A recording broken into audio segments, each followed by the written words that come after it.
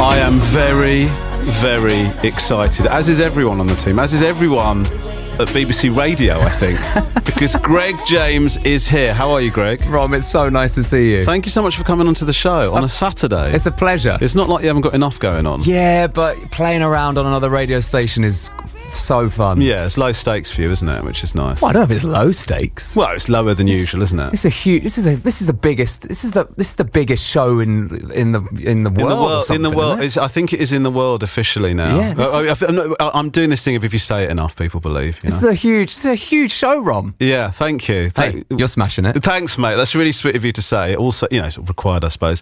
But we have had a lot of love coming in for you. That's nice. Hi, Romesh. My hubby's a massive fanboy of Greg's and would be pleased as punch to have a shout out for Dackers. All right, in Dackers. Harwich. Dackers in Harwich.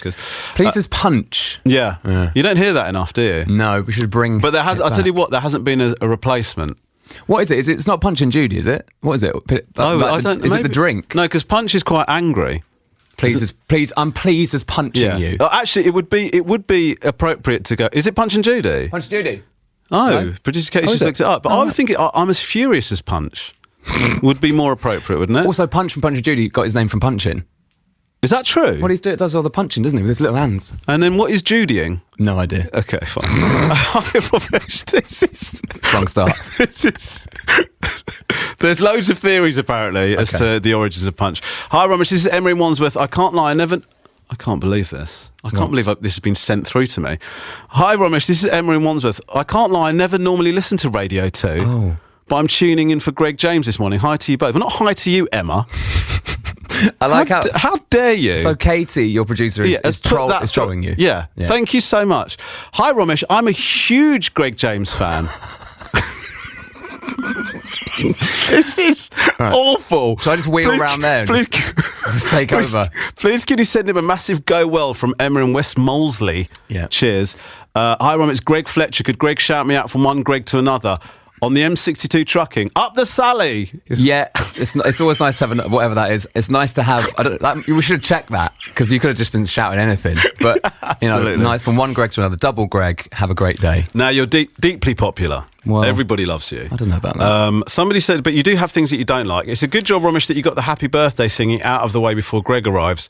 He famously hates the traditional Happy Birthday song. Kevin Chatteris. Is that true? Not a massive fan of it. What's the problem with it? Well, I think it's just overplayed. Isn't it? Overplayed. Well, yeah. It's the same. I feel the same about Benson Boone. Right. I like Benson Boone a lot, and I liked those songs when I first heard them. But I'm playing them every 20 minutes. Okay. So by the time you go, I'm ground down by it now. I know. Yeah. So that's the problem. And also, it's a bit long, isn't it? Happy birthday. And I think it just needs.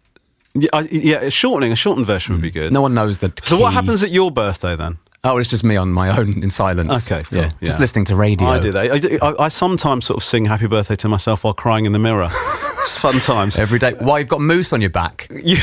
Really enjoyed that as a first start of the show today. You're like, Greg James coming up later. I put mousse on my head. It fell on my back. It's Shania Twain, whatever it was. I'm going to tell you this honestly. Producer Katie, as I started telling that story, I hadn't told her the story before I started the show. The look on her face, it confirmed to me that it was an ick. It was pure disgust. Now, happy book launch week. Congratulations. Hey, thank you. Your book, All the Best for the Future, is out now. What is it? I mean, I know it's a book, but is it a memoir? What is it? Is a great question. It's not an autobiography. It's not a memoir, but there are lots of little stories from my life growing up and starting in radio and just going through the adult checkpoints of your life. Right. And I thought there should be, I don't know, I feel qualified to remind people to prioritise having a nice time because I'm very lucky, you're very lucky in the same way. We get to do this job where really we turn up and our job is to try and make people's days a bit better. Yes. We try. Yeah. Might not always happen, but we try. No. And so I set about writing some little chapters about the big life moments, so sort of falling in and out of love, getting married, having kids or not having kids, doing the life checkpoints that society sort of goes, right, you do that now. Yeah, these are the signals that you're making it in life. Yeah, you're doing that. You've got that job now, brilliant. Get a bigger job. Get another one. Get a bigger house. Yeah. Maybe have another kid. Yeah. But sometimes I think we're all guilty. guilty. An inside voice. Yeah, sorry, Ron. Yeah, that's not pointed at you. No, it felt very accusatory. But I think we go through sometimes those life checkpoints in a passive way, where we're not actually going, do I definitely want to do this? Yeah. Am I really happy? You're actually an amazing example because you got a great job, you became a teacher. Yes. And then you went, there's a little something where I think, maybe I want to try something else out. And with comedy, did you start it as like a bit of, because you wanted to do it? I didn't want to leave teaching. I wasn't looking to leave teaching. Exactly, I love teaching, but then the comedy got better. And you thought, I'm going to do that because I want to follow this passion. And the book is a little bit of, don't grow up and grow old and just think that you have to just, be old and then you're on this sort of decline to death. Yeah. You can still do those things that you loved when you were a kid. You don't have to make them into a job, but make sure you're doing your passions and doing those little things that you love.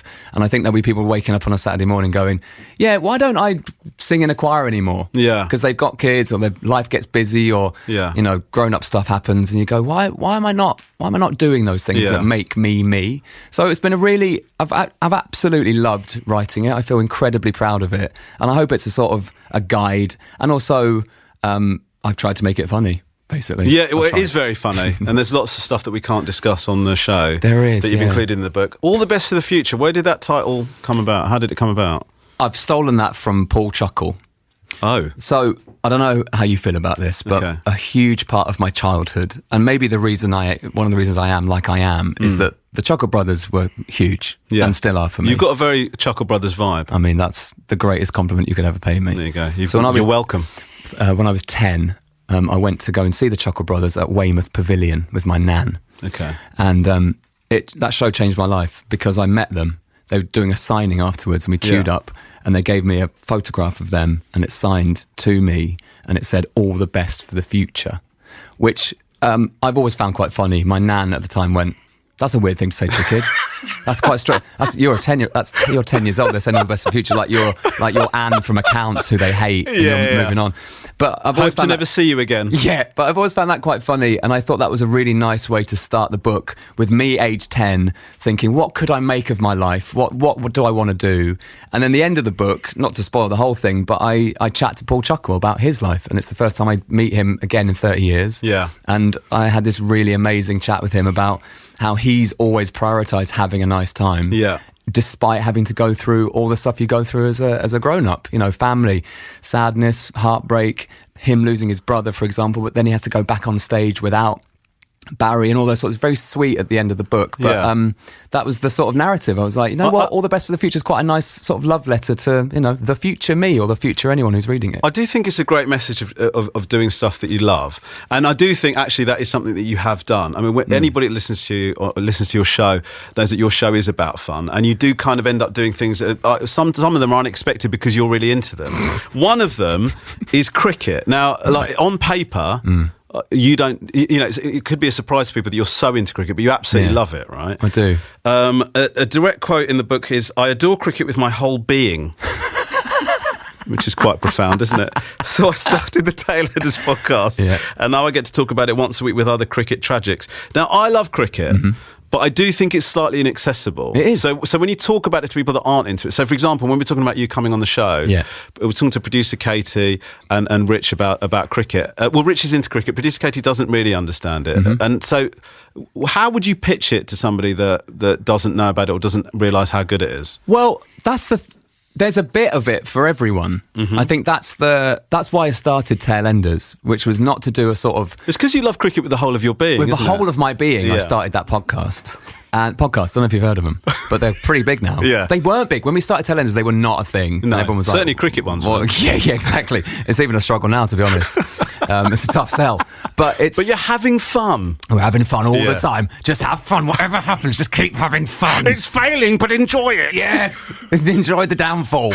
But look, I wanted to do a thing that wasn't a pundit sort of focused show, which was like beard strokey and, yes, what about the day one of the test match? But there's so much about cricket, which is great. So what I would say to Katie is that something like Tailenders, we celebrate the community of it. So a village cricket club, for example, and the characters in that. And the immediate joy that we found was we've got Jimmy Anderson on it, and you've got Jimmy Anderson talking about a guy who's sort of run into the sight screen on a Sunday league game, okay, and injured himself quite badly. Yeah. So you've got that, and you've got you've got that sort of juxtaposition of Jimmy Anderson talking about grassroots, proper village cricket, and that's quite nice. So that's all family based, and it's all kids, and it's all walks of life. So I guess just taking it back to that, and there's so many, just like so many great days out you can have. I would also focus quite heavily on the alcohol side of it, if you fancy that. Yeah. Sitting at the cricket and just catching up with a friend is a really nice thing to do. You don't even have to watch it, but sitting, just taking some time for your brain and just having a chat while the cricket's on in the background is a really nice thing to do with your life. Your explanation was much better than mine, because when I was explaining it to Katie, I started talking about the Duckworth-Lewis method. Right, that's the worst possible start. I don't think I'd ever get to the bottom of the list and go, do you know about the Duckworth-Lewis? Do you know about in rain delays? They calculate how many overs to play based on a certain mathematical. No, it's like you're doing an impression of me. Terrible. Katie, did you understand any more after that explanation? Yeah. Love it. Okay, great. Love great. the Duckworth. Okay, Lewis. Yeah. Okay, good. Love the Duckworth and the Lewis and the Lewis, both of them. Great work from both Ducks and Lewis. Now, going back to your book, we were chatting about how you're really loved. Everyone sort of knows you're really lovely. You did an interview with the newspaper. Oh, yeah. And I just want to read to you some of the comments underneath the post. We're lucky to have you, Greg. We're lucky. What do you mean we're lucky to have you? Greg, that's what they're saying. Right. Greg cheers people up. Okay. That's all there is to it. Right. I love the show. You never get too old for fun in the morning. That's true. Absolutely love this show. As my dad, who's 65. Keep being you, Greg. Well, that's a big part of the book, which is you can't escape yourself, actually. Yeah. You will always be you wherever you go. You cheer people up. Nice. Love heart emoji. You're making me sound very aggressive. I love the silliness of Greg James. Right. Greg James is amazing. Okay. Greg, if you see this, thank you for getting me through life. I mean, it's horrendous. It's too much. We don't need to hear that. Well, the thing is, there's a bit in the book where you say one of your friends says to you that you've sort of made a problem for yourself because you're so lovely.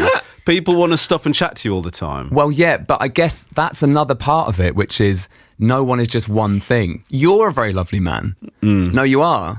But also you can cut Why someone... are you laughing at that, Katie? No, you are a lovely man. You're a very kind, generous man, but also you can cut people down brilliantly. But I think that's what everyone's got. Everyone's got a few sides to them. And I wanted to put all of that out there in this book. And I think that's what's happened, is that there are lists of things that I hate. Yeah. And people that I don't like. And I think that's okay. You can be a nice, positive person, but you've got to know what you hate in order to find out what you love. Well, we wanted to try and give you a bit of edge on the show. Please. So we wanted to sort of start spreading some kind of fake rumours about you in order to give you a bit of an edge, but nothing too serious. But I'll give you some examples. Please. And I'd love you to comment on them if you could. If footballs go over Greg's fence, he keeps them. I would actually. I'd actually go one further than that and get a garden fork and spear them. There you go. That's good to know. Greg makes his wife listen back to his radio shows when he gets home. Yeah, well, actually, that is just true. No, honestly, that's true. It happened yesterday because we had The Rock on. Yeah. And I talked about Bella in the interview. Yeah. And so I played her that bit, and then actually I played her another bit from Graham Norton last night because The Rock gave me a shout out on the telly. So I can't defend that. That is true. It's monstrous. Yeah. Okay, I've got a few others. Greg crosses the street to avoid fans. When you say fans, do you mean my boss? That has happened. Because it's difficult. You're about to get into a difficult chat, right? Yeah, that has happened. Okay, so Greg avoids his boss. Greg doesn't recycle. Do you know what? I think you've got me there, Ron. I do recycle, but I do sometimes find the food bin in the morning a struggle. Okay. So I have been known at some point to put some bread in the bin. I mean, I thought these were all going to be completely false, but it turns out I'm terrible. You're a bit of a devil. I'm a bad man. Greg selects 0% tip wherever possible. No, but I've got a good one that I learned from Bella.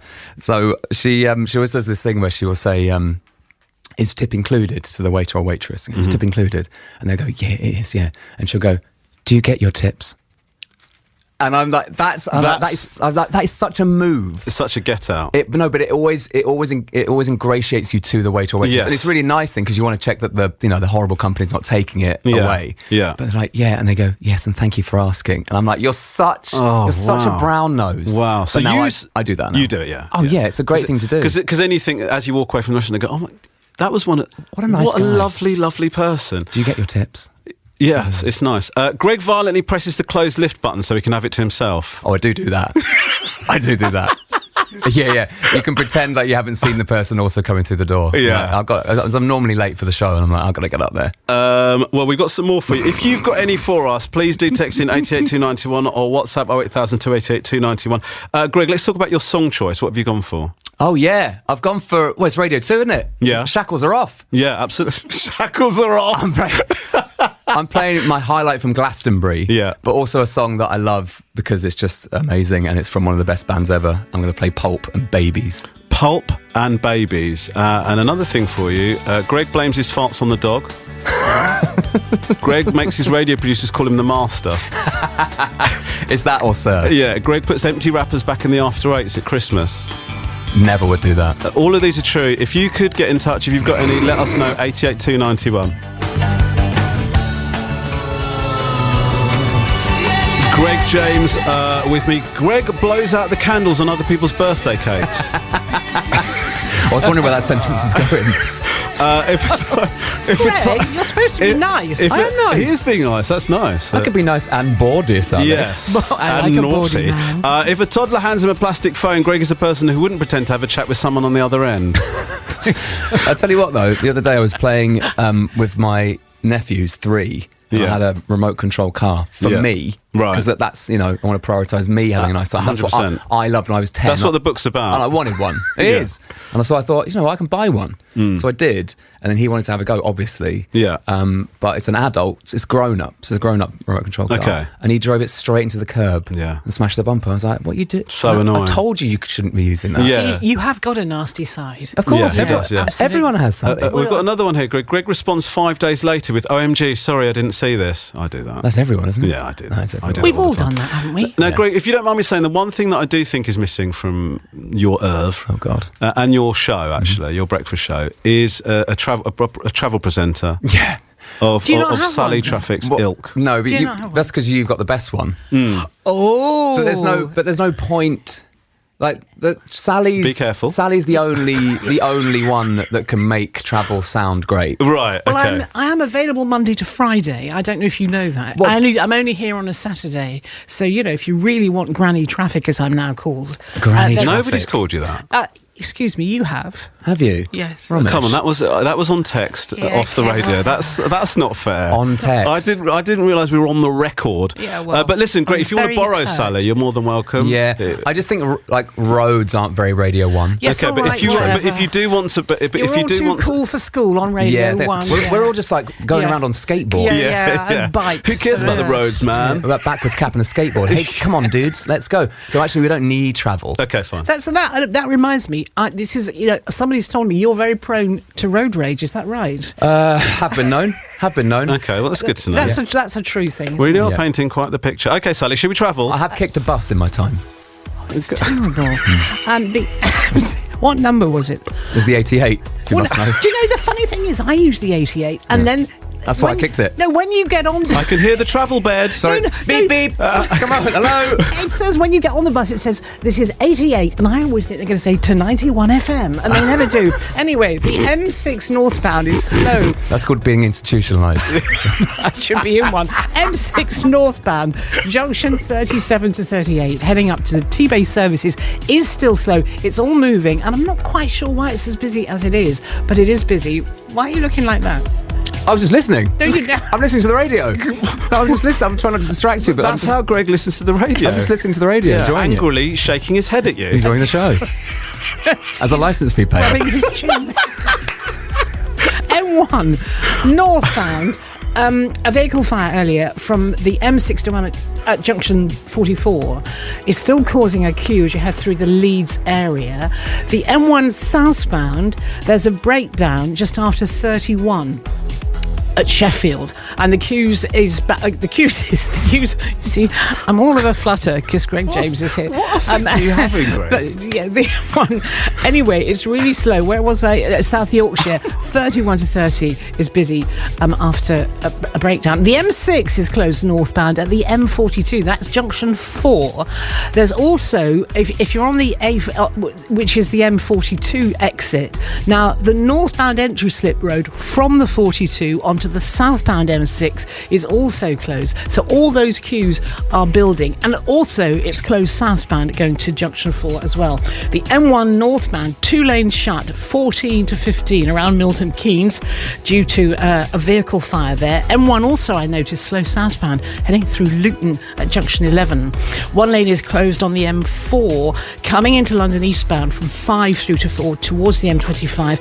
M20 westbound, I think there are still restrictions as you head towards the M26 and the M25. Long queues from before junction 4. There's also 1 lane shut on the eastbound carriageway, and the A3M in Hampshire is affected by an accident northbound from junction 3 to 2. There's a northbound queue there, but if you're coming southbound on the A3M and you get onto the M27, if you turn right, it's a bit of a nightmare because they've closed the M27 where it meets the A27. So if you're on the A27, you will face delays due to weekend roadworks which have closed the M27 at junction I suppose I suppose. No, I'm just kidding. That's someone's about to go off the motorway. They're like, come on, what's the end of the sentence? Which junction? If you come down the A3M and you turn right onto the A27, it soon becomes the M27, and that's the bit that's really slow because it's closed due to roadworks. Right. Yeah. Queue on the approaches. 03 700 100 is the number. More travel news in an hour. I think you absolutely smashed that audition. How do you feel sorry, about I was it? distracted. I didn't mean to be distracting. Well, you No, were. it's fine, but it's the way you're cocking your leg. Oh, sorry. Over just really the need a arm wee. of the chair. Anyway, that was it, really. Well, so listen. you still don't want me? No? Well, I think you're amazing, but I don't have that power. I'd love to have you on Radio Yeah, 1, no, but I'll sort it out. Yeah. Sally will be with you Monday to Friday on Radio 1. Greg, stay where you are. Great.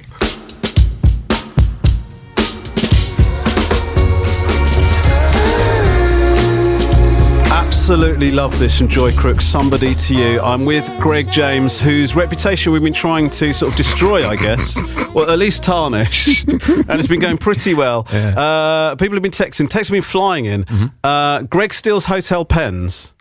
I do that. I do that. Yeah.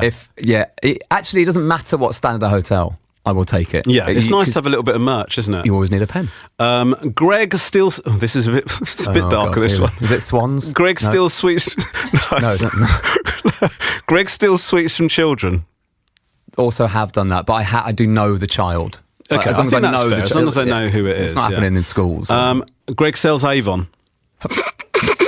I don't know why that's negative. I'd love to do that. Yeah. The Avon lady was a big part of my childhood.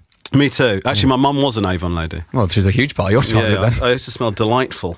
Now, we've actually, speaking of your reputation, we've actually got a caller on who'd love to have a chat with you. Oh, no. Let's see what it is. Hello, who am I speaking to, please? Hello. Hey, Greg, how you doing, mate? Oh, how are you?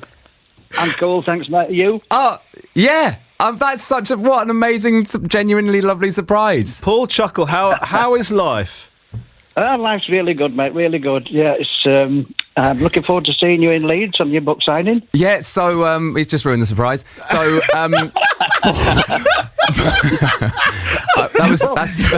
that's the last. You've had it all. You've had it all morning, anyway.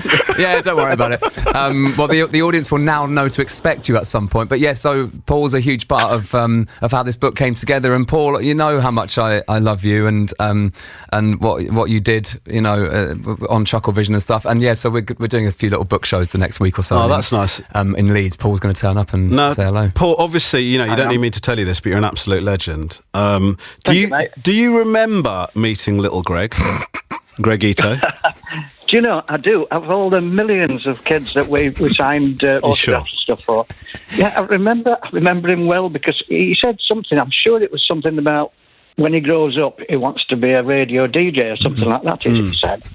And I said, I wrote on his I think I did. Wrote on your card, didn't I? On your photograph. Yeah, all the best for the future. All the best for the future. Well, why did you sign the book like you're ending a correspondence, Paul? Because it was so unusual for a kid of his age to say he wants to be a radio DJ. So would you say the world wants to be a radio DJ? Yeah, were you a bit creeped out by him then, would you say? But do you know, genuinely, I think when I saw the Chocolate Brothers live, I just, like a lot of people, I thought, God, I'd love to do that job. If that's a job, because, you know, my mum and dad were, their job was to teach. Great job. Yeah. But like, I realised that the Chocolate Brothers job was to be the Chocolate Brothers. Yeah. I thought, imagine doing that job. So I probably said to you, I want to be a Chocolate Brother, but I'm not sort of, you know, I'm not blood related. So I can't be. Yeah. No, it's an incredible career you've had, Paul. And I think universally, you know, we talked about, I'm sure you've heard us talking about Greg being universally loved. But you are, regardless of what people's interests are, you know, the Chocolate Brothers are just legendary status. It's everybody loves you. So I'd love to say thank you for what you've done and what you continue to do. And I'd love to say that your next step is in keeping with that sort of comedy tradition. But I understand that you've been cast in a gangster film. Is that true? I have, yeah. And on tomorrow, honestly, tomorrow is the premiere. Oh. It's in Sheffield, a little cinema in Sheffield. Right. It's been made as to go around the festivals all around the country and hopefully Europe. It's very dark, very violent movie. Are you being violent in the film? I am. I'm a hitman. I kill people for money. Are you a hitman? But it's no gun, but it's just custard pies. No, even worse than that. No, it's. I don't use any weapons at all. I use psychology to kill them. You just make them feel really sad about themselves or something. Wow, okay, that sounds good. It wasn't me that was making him go at you about the pens and stuff, you know, it was him. I think it's a great bit of casting, though. Yeah, I do too. But Paul is an amazing example of he's just followed what he's wanted to do forever. He follows his instincts, and I love that about you, Paul. Yeah. And I love that you just always go and find the fun somewhere, and like the fun in now is for you to be a gangster, which I love. mean, so many times I've been watching you say to me, to you, and I thought he'd be great as a psychology-based hitman. Not to me, to you. Now, you're also doing Panto. Where are you this year? I'm Hull, New Theatre this year. Yeah, it's Beauty and the Beast, and don't ask me what I'm playing. I'm going to go and watch. Should we go together, Greg? I'm going. You are going? I'm going. Okay, yeah. You're that's embarrassing. I don't want to be a third wheel and this or second wheel. I gave it away as a prize. We were doing this sort of weird like hacking thing this week on my Instagram, and the winner is going to come to watch Paul in Panto. So you should come with us as well. I'd love to. You must come up because there's some great clubs up there. We'll go out. Yeah. Okay, that sounds great. I'd love going clubbing with Paul. Why not? That sounds amazing. Should we do it? Yeah, let's do it. It's a date. Paul, thank you so much. You are an icon. Thank you so much for coming onto the show. Appreciate it. Thank you, guys. Thank you, guys. Love you, Paul. Love you. Bye. See you in Leeds. Greg, it's been delightful. Thank you so much for coming onto the show. Oh, it's been so fun. All the Best for the Future is out right now. It's very, very funny. It's what we call on this show a Romy recommend. So please do check it out. Greg, thanks for coming on the show. Everyone loves you and continues to, despite our attempts to sort of destroy you. And I love you too. Thanks, Rob. Thank you. Uniform from 7-2 requesting backup immediately.